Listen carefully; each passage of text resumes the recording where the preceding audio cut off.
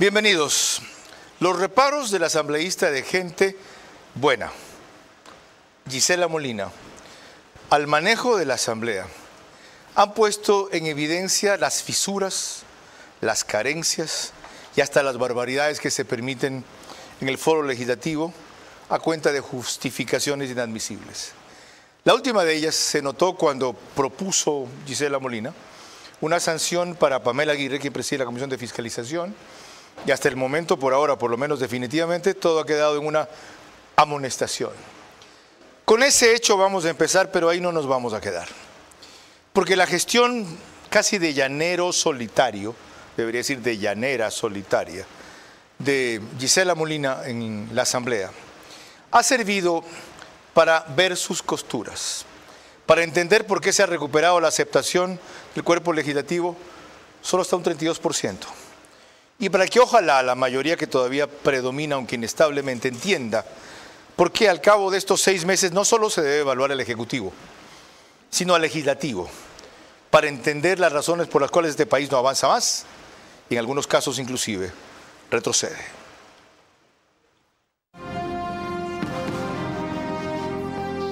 Este es Vera a su manera. Un comunicador que desde 1975 ha sacudido la televisión con formatos y estilos polémicos, sin ocultar sus simpatías ni jactarse de objetividad, pues el periodismo de opinión siempre asume una posición. Bienvenidos a coincidir o discrepar con Vera a su manera. Opinión con propósito. Democracia.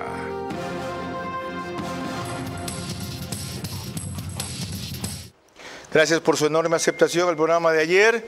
Mañana examinaremos el mensaje de la Nación del presidente Noboa con Carlos de Tomaso y Andrea González Nader en el estudio. Ya les diré quiénes se van a enlazar como analistas desde Quito y Cuenca. El domingo tenemos otro programa especial, no se lo vayan a perder. Les recuerdo simplemente que nos pueden seguir siempre por Facebook y YouTube, de Ver a su manera. En Stream TV Cable estamos por canal 15 de Vito TV o 709 para los que prefieran alta definición.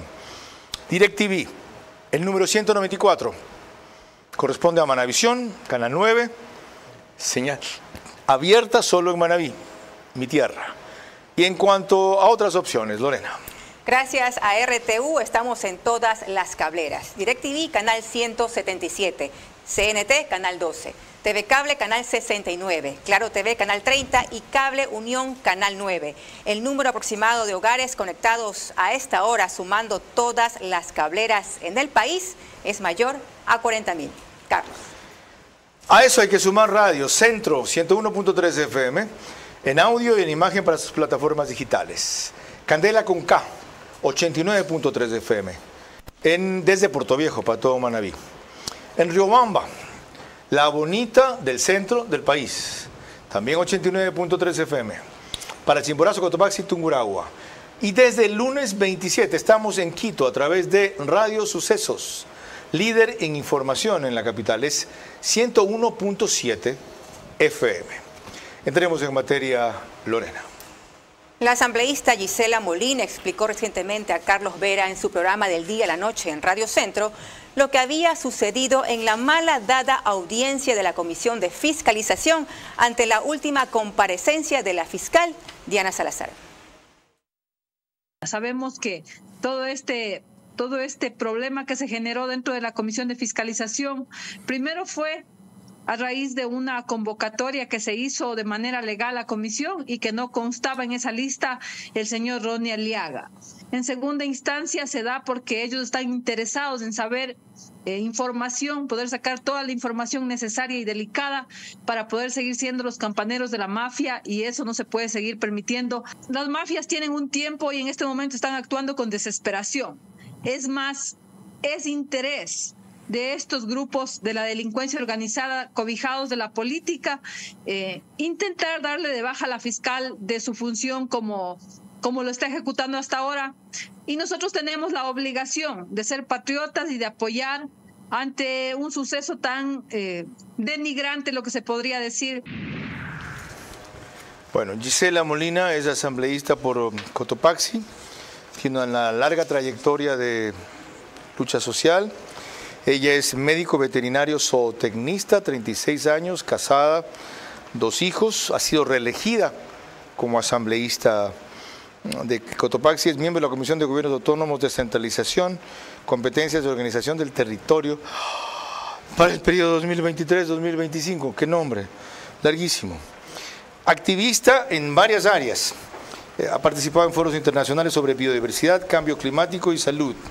Defensora del medio ambiente y los derechos de los animales. Todo este antecedente para entender por qué su posición política. Y esta última declaración que quisiera que desglosemos. Gracias por hacerse el viaje y por tierra. Eso demuestra mucho. ¿Ya? Valoro su gesto y el tiempo que nos da. No constaba Ronnie Aliaga, dice usted, en la agenda. ¿Qué trascendencia tiene eso? Bueno, saludos Carlos, un saludo a todos los ecuatorianos. Quisiéramos enmarcar y dejarlo claro, así, preciso y conciso. Pasa que dentro de la Comisión de Fiscalización se armó una agenda como todas, una sesión normal, se convoca, se asegura todo el fin de semana, como lo dijo la señora fiscal general, de que comparezca a esta sesión de la comisión y pues así lo hizo ella, compareció. Aquí lo grave es que estando dentro de este proceso de comparecencia, las preguntas y todo lo que una comisión procede a hacer para luego poder llegar al juicio político, lo extraño es que de un rato a otro el señor asambleísta Barreto le dice a la presidenta de la comisión, que obviamente los dos son de la misma bancada de la Revolución Ciudadana, lista 5, y le dice que sí, que Ronnie Aliaga quiere comparecer. O sea, ¿públicamente? ¿En ese rato? En ese rato él le dice y le pide a ¿O ella. le dice el oído? Los otros compañeros asambleístas de la comisión sí escucharon. Ok. Entonces, en ese momento, la señora asambleísta, presidenta de la comisión, procede a suspender para declararle en comisión general que es un proceso parlamentario que sí existe. Pero aquí hay una cosa. Ella no podía haber ejecutado cuando el compañero asambleísta le pide, porque ella tenía que proceder a someter a votación de la mesa, o sea, preguntárselo a todos los asambleístas, y si ganaba la moción, podían haber suspendido la sesión. No era una decisión que podía tomar sola. Es decir, colegas, ahí está propuesta. ¿Están de acuerdo? Así es. Entonces pasa que ella no pregunta a nadie, se toma la atribución, porque ellos lo que presumen es que como está de presidenta de la comisión, podría hacer lo que ella quiere. Y pues procede a suspender la sesión y enseguida, por arte de magia, el asambleísta ya tenía el enlace Zoom. Es muy extraño porque la sesión, acuérdese que era convocada de carácter presencial, por lo tanto no había ningún enlace Zoom ni habían conversado de aquello. Lo misterioso es que aquí ya pasó esto y el Ecuador dice no nos enfrasquemos en aquello. Sí, yo también estoy de acuerdo con eso. ¿Quién le dio el enlace Zoom al prófugo de la justicia, Ronnie Aliaga? ¿Con quién se contactaba? Los mensajes. ¿Qué pasó? ¿Por qué apareció ahí conectado, intentando tener contacto directo con la señora fiscal? ¿Por qué? ¿Por qué es grave aquí? Porque él está investigado dentro del caso Metástasis y la ley lo dice, que la señora fiscal no puede tener contactos con prófugos, excepto que sea en una sala de audiencia y que esté presenciada por jueces. ¿Y cuál hubiera sido el resultado si llegaba por esa vía a tener contacto con un prófugo? Simplemente le anulaban el proceso de investigación a la fiscal y le sacaban de la investigación por haber tenido contacto y sobre todo porque supuestamente hubo una discusión o una enemistad evidente. Eso es lo que ellos pretendían. Bueno, ya ven por qué yo sí he considerado necesario insistir en esto y ella felizmente entiende esa necesidad, aunque le han dicho pasemos la página, claro, ¿no? Eso es lo que quieren, facilito, no les salió la maniobra, ya nos vamos a olvidar, nos da amnesia de repente, Pero no solo por ese hecho puntual, hay mucho atrás, y es lo que vamos a explorar. Lorena. Para quienes no están muy al tanto de los hechos que estamos analizando, veamos la forma en que Patricio Díaz de Coavisa reseñó lo ocurrido el día último en que compareció la fiscal a la Comisión de Fiscalización. Es el momento cuando la fiscal Diana Salazar y la mayoría de los miembros de la Comisión de Fiscalización se retiran abruptamente de la sesión ante el intento del correísmo de incluir durante su comparecencia a Ronnie Aliaga de manera virtual, ex legislador de esa organización política que se encuentra prófugo por el caso Metástasis. No voy a ser objeto ni me voy a prestar para el show que quieren hacer los políticos sobre los casos. Pena de contaminar el caso Metástasis, que en en las próximas semanas se realizará la audiencia. Allá que comparezca. En eso coincidieron 5 de los 9 miembros de la comisión, que dejaron solos a los 4 legisladores correístas a la espera de la conexión con Aliaga. Ante la insistencia de los asambleístas del correísmo por más datos, les aclaró: yo no voy a revelar sobre las investigaciones que estoy realizando, porque únicamente están direccionadas a avisar a las organizaciones para que se pongan a buen recaudo. Ella reiteró que es víctima de violencia política por parte de las mismas organizaciones políticas, pero que seguirá firme hasta el cierre de su periodo en abril del 2025. Bien, ahí tienen corroborado en imágenes que en efecto Ronnie Aliaga se contactó. Por supuesto, eso fue después de que la fiscal abandonó el residuo. Cinto, primero. Y segundo, usted no es miembro de esa comisión. ¿Qué hace usted metiéndose en esto? ¿Qué vela tiene usted en ese entierro? Bueno, creo que el Ecuador en estos momentos pide un acto de justicia, y la preocupación de nosotros que hemos vivido duros momentos donde que la mafia nos ha estropeado, nos ha amedrentado, e incluso por segunda vez a mí han intentado asesinarme. Entonces, en este escenario, todos se preguntan, bueno, ¿qué pasó? Esto es un tema de que hay algún delito de odio con cierto partido político. Pues aquí les quiero decir claro. Punto 1, lo que pasó dentro de la Comisión de Fiscalización tal vez es un tema de que lo pide ciertos escenarios políticos. Olvídense de esto, hagamos un borrón y cuenta nueva. Nosotros dentro de la Asamblea Nacional hemos tenido que sufrir todos los días que hay sesión o cada vez que intentamos reformar una ley, que tiene que haber ciertos artículos que lo mete una organización política, pero que vienen direccionados a beneficiar a la mafia. Recuerden un caso, por ejemplo.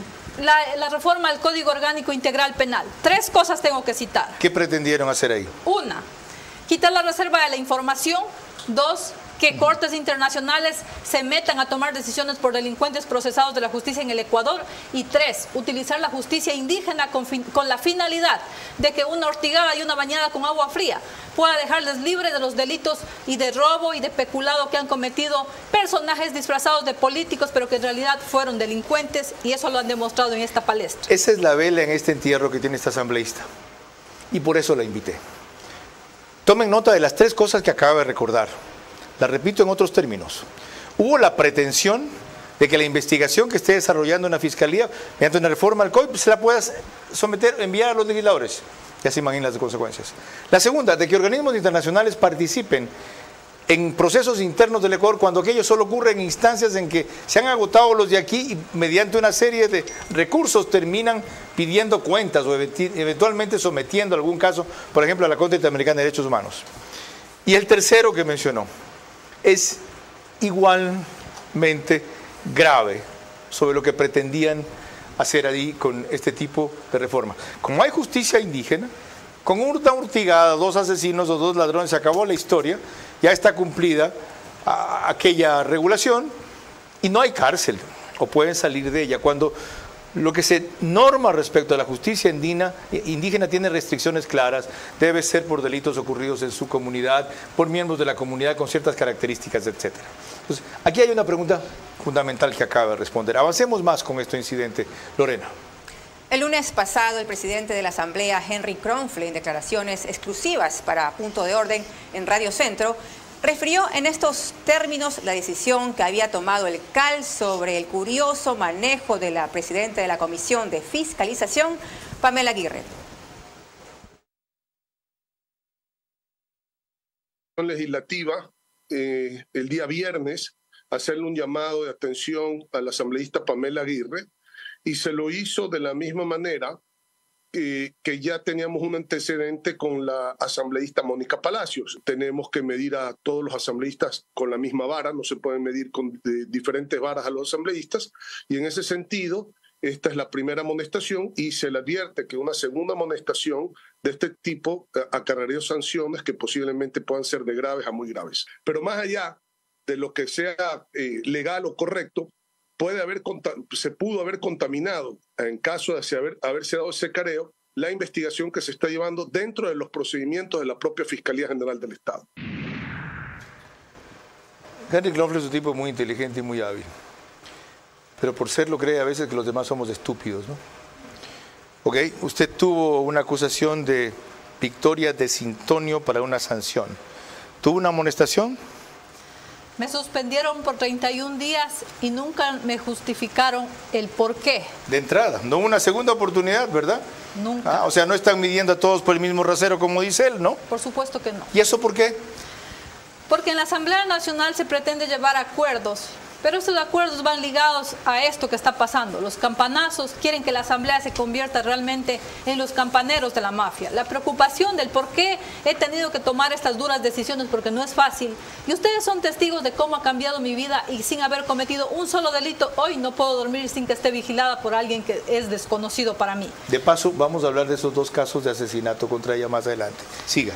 Quisiera dejar contextualizado y lo que es más profundo para nosotros la preocupación es que en vista de que el periodo legislativo pasado Ronnie Aliaga se sentaba tan solo a 5 curules de distancia de mi persona, nosotros nos preguntamos dentro del legislativo quién es el que está cumpliendo ahora el papel de Ronnie Aliaga, porque no hay que olvidarse de que él era el amigo cercano, brazo derecho y operador de la narcopolítica y amigo cercano del señor Javier Jordán.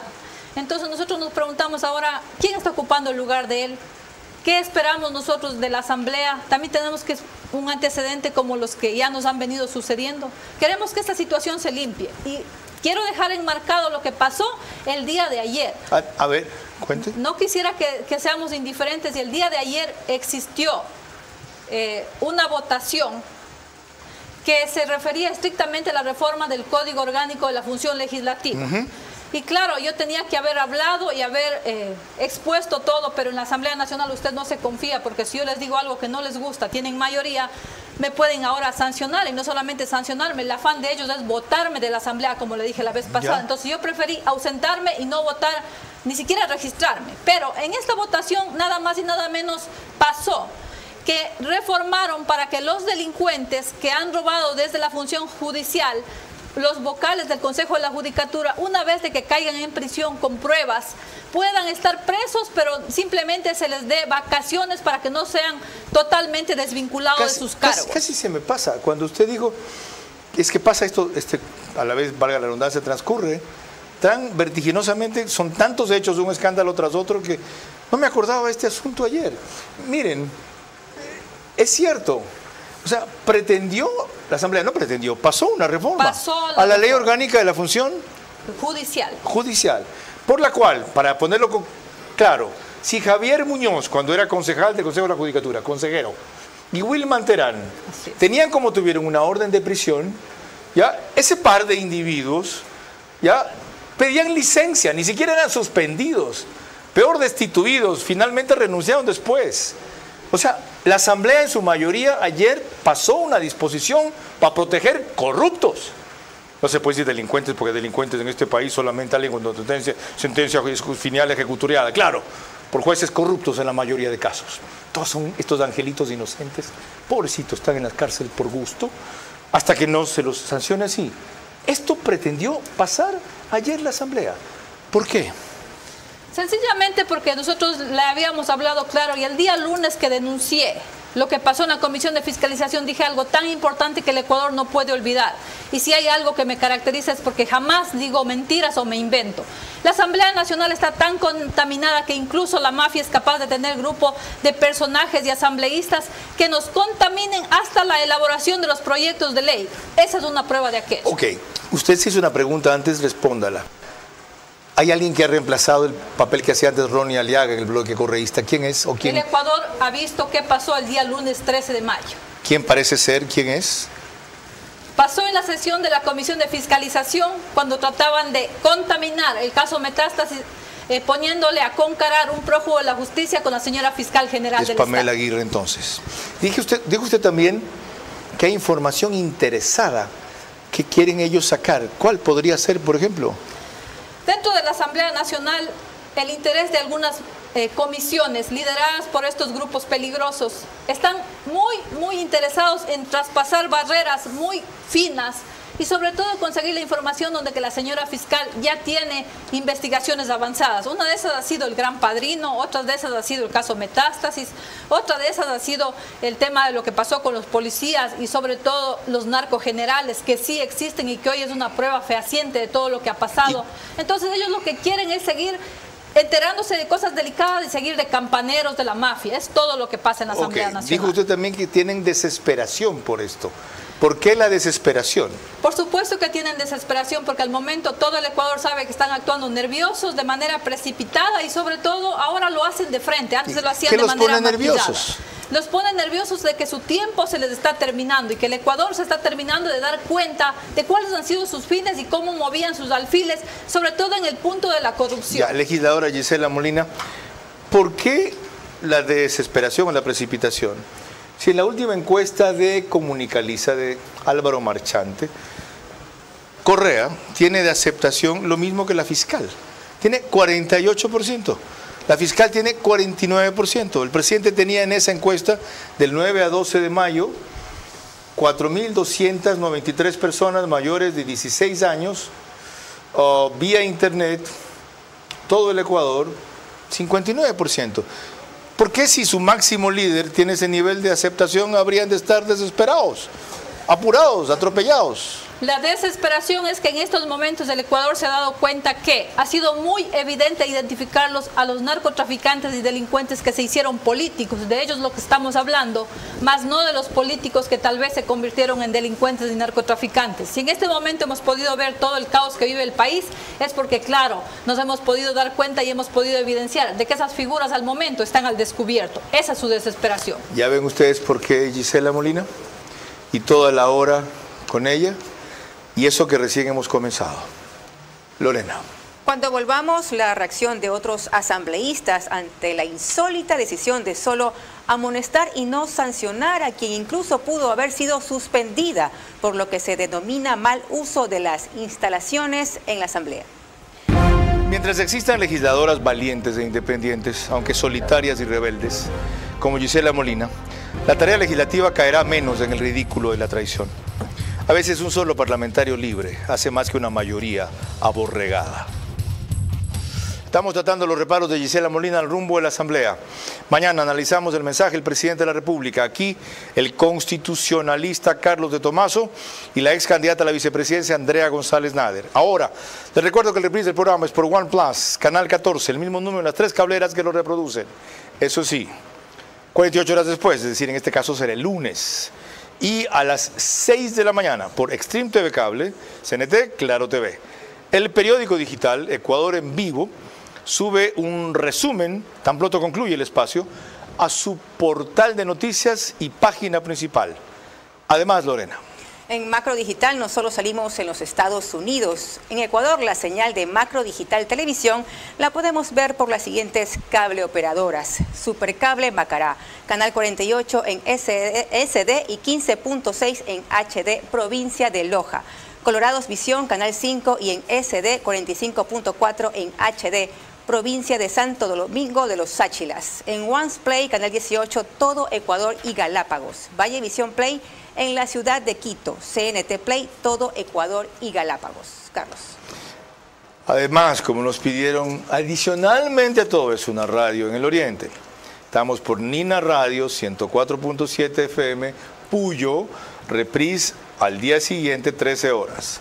Retomemos el tema, Lorena. Para proseguir, el legislador Ramiro Vela, miembro de la Comisión de Fiscalización en Radio Sucesos, dio algunos elementos adicionales de juicio sobre el contexto en que se convocó la tan cuestionada reunión.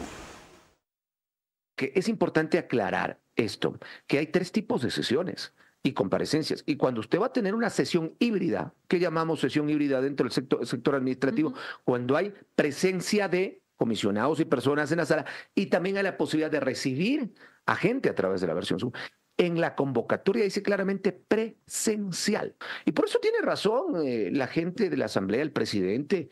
Hay que saber cómo se generó tan rápidamente esto, ¿no? Escuché una entrevista donde la señora presidenta, a la que le guardo mucho respeto, decía, tienen que pedirle a los 9 comisionados el celular, tienen que pedirle a los 9 comisionados informe dónde está. No, porque nosotros no abrimos correo electrónico. La única persona que puede tener la potestad de autorizar a TICS, a Tecnología de la Información, y a la Secretaría de la Comisión, enviar un link a una persona que quiera conectarse, es la presidenta de la comisión. O sea, así de claro, los asambleístas no tenemos esa función. Eso complementa lo que aquí había dicho Gisela Molina. ¿Tiene sentido, vale la pena, pedir una indagación más profunda de todo lo que pida Ramiro Vela o con lo revelado, asunto superado? Por supuesto que no. Tenemos que decirle a los ecuatorianos que lo que pasó el día lunes 13 de mayo en la Comisión de Fiscalización nos da muchos nortes y horizontes de qué es lo que está pasando en el Ecuador y por qué esa ola de violencia que hace 2 años atrás me atreví a decirles lo que una ex asambleísta compañera de mi comisión me lo dijo a mí en persona. Si nosotros no logramos conseguir los votos para votar a Guillermo Lasso de la presidencia de la República, pues sacaremos las cárceles a las calles y desde ahí veremos cómo se pone el país de violento. Hasta el día de hoy han pasado 2 años y entenderemos nosotros y digámosle la verdad a la gente desde cuándo empezaron las vacunas, desde cuándo empezó el nivel de violencia. Desde el 2022 que no lograron votarle a este señor que estaba de presidente en aquel entonces y que les presionaban por todo lado para que les cumpla su acuerdo, que hasta el día de hoy nosotros como ecuatorianos no nos han dicho, pero tampoco es que somos ingenuos y no sabemos qué es lo que ellos pretendían. ¿Ve usted que esté respondiendo a la escalada de violencia que le están haciendo a Daniel Noboa a razones similares o por lo menos originadas en esos mismos brazos políticos del crimen organizado? Por supuesto, en este momento en el escenario político podemos ver que la pelea de ellos es por la estructura. En las calles dice están peleando por territorio. En este escenario político que la lista 5 ha tenido muchas evoluciones, ha pasado de verde a azul. De azul se ha pasado, quiere pasarse a morado y de morado no sabemos a dónde va a mutar. Esa es la pelea que existe. Y lo que es más triste, el presidente actual de la República del Ecuador fue un legislador y compañero y sabe perfectamente qué pasó, qué está pasando y es lo que nosotros le advertimos. No pactar con la mafia era una de las opciones que tenía el país para de una buena vez poderlos arrinconar. Hoy están mezclados ahí. Supongo que lo entenderá ahora. Celebro que Daniel Noboa no haya llevado nunca ese acuerdo legislativo, ha cruzado una línea roja que era fomentar la impunidad y que inclusive haya llegado al extremo de incursionar en la Embajada de México para que Glass no sea un prófugo más. Eso era lo correcto, aunque ese fuese ilegal. Y felizmente la Corte Penal Internacional hoy día, cuando México reclamó ponerle medidas cautelares, es decir, tomar una serie de precauciones adicionales impuestas al Ecuador porque tienen recelo de que la embajada mexicana vaya a ser otra vez allanada, retiren cosas, bienes, se pierdan asuntos, dijo que aquello no era necesario porque ha recibido el Ecuador garantías de que no volverá a suceder, las cuales fueron ofrecidas inmediatamente de ocurrido el incidente. Señor presidente Daniel Noboa, ¿ha comprobado usted en carne propia de que fueron y son capaces sus aliados del acuerdo legislativo? No lo olvide, no se confíe. Lorena. El penalista Nino Casanello, al margen de lo estrictamente parlamentario, señaló en Radio Sucesos lo grave que jurídicamente es llamar a una comisión de fiscalización a declaraciones y pedir respuestas de una fiscal en medio de toda una investigación. No es la primera vez que una comisión en el medio de una investigación llama a rendir cuentas a la fiscal general y claramente esto pone, a mi modo de ver, sí en riesgo la estrategia procesal e investigativa que ella pudiera tener.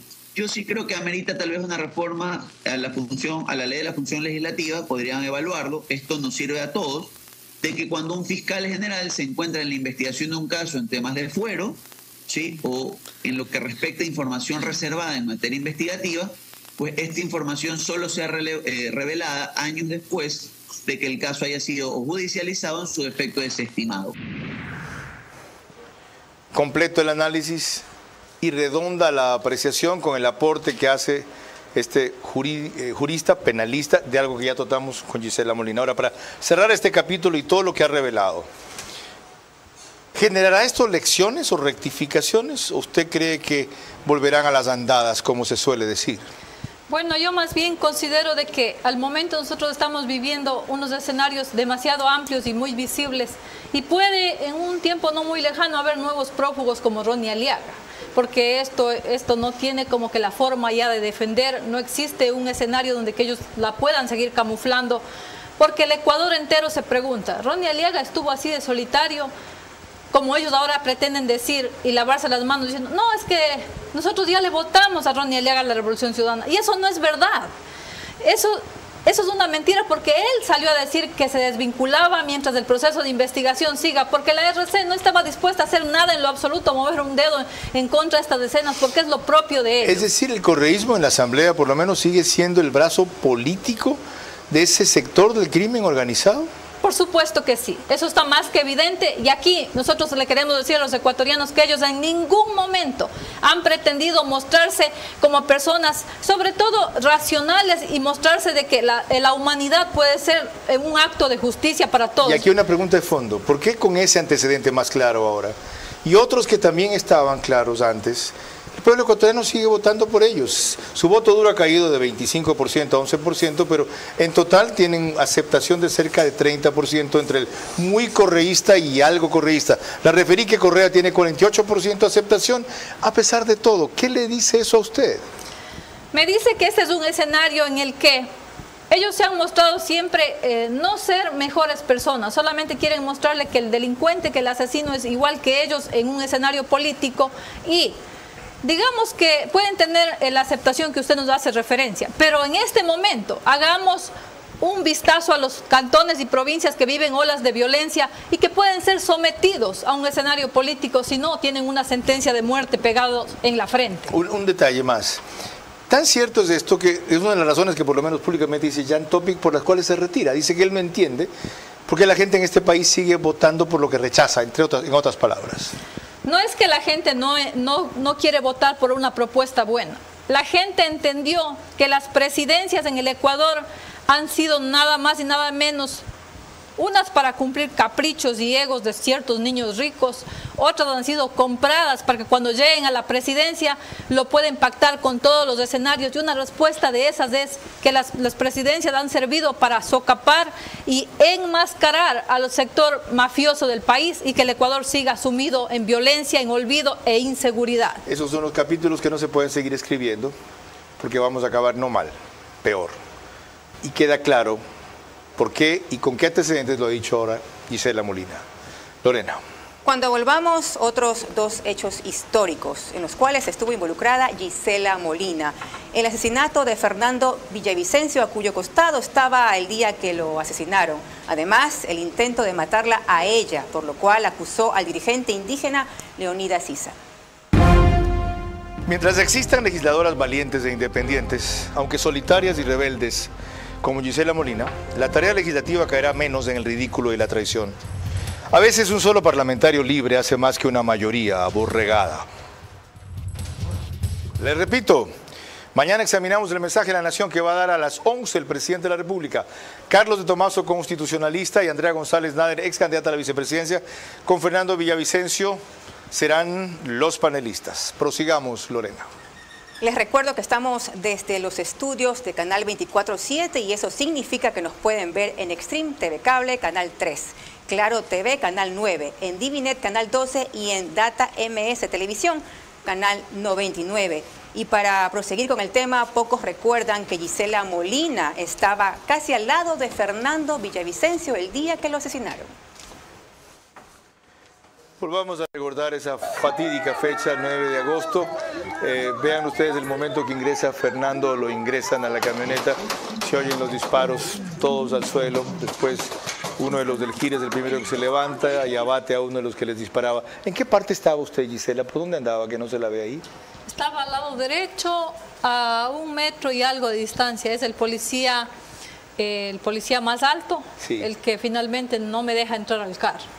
¿Usted quería entrar al carro? No, yo no quería. Fernando me dijo que nos vamos porque conmigo faltaba grabar un escenario de un documental que nos hacía falta en la provincia. ¿Y usted estaba en Cotopaxi y se vino solo para eso? Él me lo pidió y de hecho he guardado el teléfono por toda la historia de la conversación el último día que... ¿Le llegó un tiro cerca? ¿Casi pierde el ojo?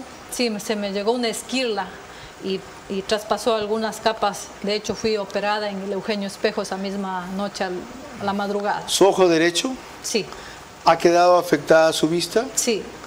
¿Pero puede ver más o menos bien? Hoy estoy andando sin lentes porque tengo que pasar una prueba médica hasta que me vuelvan a hacer las siguientes cirugías. Ya, y esto nos trae a la viuda de Fernando, Verónica Zarauz. Gracias por acompañarnos. Sé que la audiencia por fin es el 25 de junio. Las sucesivas postergaciones de esto, ¿quién las mueve? ¿Quién las permite? ¿Y qué pretenden? Bienvenida. Muchas gracias, Carlos. ¿Cómo está, Gisela? Qué gusto compartir el panel con ustedes. Le decía, ¿quién mueve las postergaciones de la audiencia de Fernando? ¿Qué pretenden? ¿Y quién las permite? Bueno, esa es una pregunta que hay que hacerle al sistema de justicia ecuatoriano, ¿no?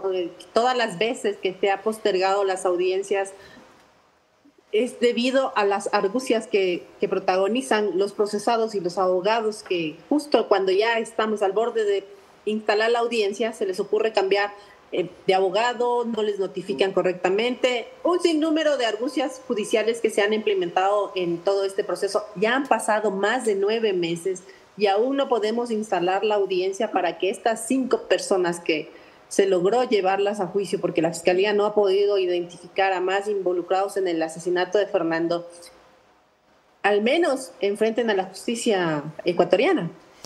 ¿Cuáles son los beneficios de postergar o dilatar esto tanto? Ningún beneficio para nadie.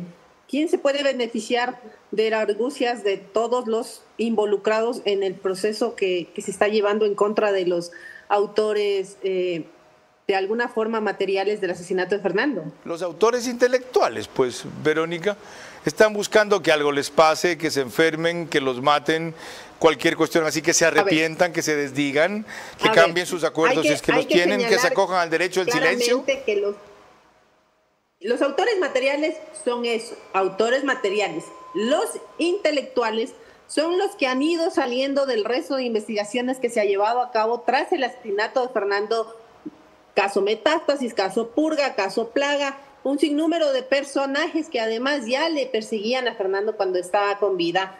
Este señor Norero, este señor Cortázar, este señor Aliaga, este señor Muentes, todos ellos vinculados de alguna manera a distintos casos de corrupción, pero que todos estos casos están vinculados al asesinato de Fernando, porque Fernando, cuando era asambleísta, en su debido momento, desnudó a cada uno de estos personajes. No podemos dejar de lado todas estas cosas. Los autores intelectuales están ahí en espera a que se abran las investigaciones correspondientes para llegar a su responsabilidad en el asesinato de Fernando. Mientras lo que pasa con los autores materiales es pura negligencia del sistema judicial, que no han podido decir, hasta aquí, señores abogados, no queremos más posponer Verónica, en la audiencia, tenemos que hacerlo ya. Perdón, le decía, ¿ha identificado usted esos 4 como autores intelectuales? Aquí hay 2 problemas. Uno, ¿sabe usted si en el proceso hay evidencias de eso, más allá de las sospechas o de las presunciones lógicas? Bueno, tenemos los chats del caso Metástasis, donde el señor Javier Jordán solicitaba al narcotraficante Norero que se libre de Fernando Villavicencio porque era una constante molestia para ellos y sus negocios. No podemos dejar de mencionar estos nombres de estos personajes funestos, además que participaron de alguna manera en el complot que se organizó para acabar con la vida de Fernando. Y claro, estamos solamente concentrados en que por qué se pospone tanto la audiencia de juzgamiento de estas personas. Vamos a llegar a la audiencia de juzgamiento de estas personas. Lo importante y que el país tiene que saber es que los autores intelectuales, no se van a quedar con el asesinato de Fernando en la impunidad. Nosotros vamos a pelear y vamos a persistir a la Fiscalía, que es la que debería estar presionando para que todas estas investigaciones se den más rápido. Pero hay una cosa importante que hay que contarle al país. Dentro de la etapa del asesinato de Fernando hay 3 procesos que se llevan ahora. El de asesinato, el de ejecución extrajudicial, que es la omisión que tuvo la policía cuando estuvo al cuidado de la protección de Fernando, y el proceso que tienen los 5 asambleístas denunciados por el mismo Fernando días, meses antes de ser asesinado. Entonces, esta semana ya vamos a mover todas las cosas. Hemos llamado ya a que comparezcan a dar versiones el comandante actual de la policía, César Zapata, que cuando Fernando fue asesinado era el jefe de operaciones de la policía y tiene que responderle al país por sus omisiones en el cuidado de Fernando. y a muchas otras personas que ya se les está llamando para que den las versiones correspondientes dentro de este caso. Mil gracias por su valentía, por su persistencia y por ponernos al día del giro y la evolución que ha dado esto. Seguramente próximamente tendremos una nueva entrevista extensa con Verónica Zarauz según su disponibilidad de tiempo y condiciones de seguridad. Hace pocos instantes les hablaba esta señora de que ha tenido 2 intentos de asesinato al menos. Vamos a esa parte, Lorena. La asambleísta Gisela Molina denunció públicamente y culpó a Leonidas Issa por un accidente de tránsito que le hicieron tener cuando estaba en campaña electoral. Dice ella por haberse opuesto a todos los actos terroristas en Cotopaxi, su provincia, desde luego con la intención que muriera en ese accidente. Debo decirle a ese pseudo líder que siempre ha estado haciendo una política machista con todas sus amenazas, puntualmente el señor Leonidas Issa Salazar, que él tiene la capacidad con todo su aparataje de aliarse con todas las mafias de este país y ponerle rodillas a quien sea. Yo no me voy a arrodillar, señor Leonidas Issa. Conmigo usted no va a poder. Si yo tengo la posibilidad de vivir esta vez con todo lo que pasó, es porque aquí tengo que cumplir una misión. Y esta provincia de Cotopaxi tiene que dejar de vivir esa marginación machista que usted y su grupito de aliados ha venido practicando. La narcopolítica y el machismo que ha venido manejando un grupo se ha profundizado en Cotopaxi. Recuérdenos cuál fue el origen de eso, ya hablamos una vez de ese tema, y en qué quedó su denuncia. Bueno, es algo que no he podido decir que fue algo así, que ya me olvidé, lo recuerdo como ayer. Ustedes recordarán el paro violento que se dio en junio del 2022. En ese escenario se llevaba un juicio político para destituir a Guillermo Lasso. Y los mensajes de mi teléfono no paraban de que yo tengo que votar para la destitución. Y sí, efectivamente todos coincidíamos de que Guillermo Lasso era un personaje demasiado tibio como presidente, y pues que obviamente él lo ha dicho en alguna ocasión, que cuando hay un cierto grupo mafioso, que ciertas cosas que dice Lasso sirven, otras cosas no sirven cuando viene en contra de esos grupos. Él lo ha dicho, que recibía presiones, que había un grupo peligroso que lo rodeaba siempre, que lo acechaba. Entonces yo preguntaba a ese grupo de asambleístas, ¿por qué quieren que yo vote para que destituyan a Guillermo Lasso y cómo sería su reemplazo y qué hay diseñado para el país? Era lo más obvio, que un asambleísta tiene que ser responsable para votar. Entonces ellos me respondían, y cuando digo ellos, recuerdo a Mireya Pazmiño, a algunos asambleístas correístas, entre esos Ronnie Aliaga, que vote por la destitución de Lasso y punto. Entonces yo decía que no voy a votar.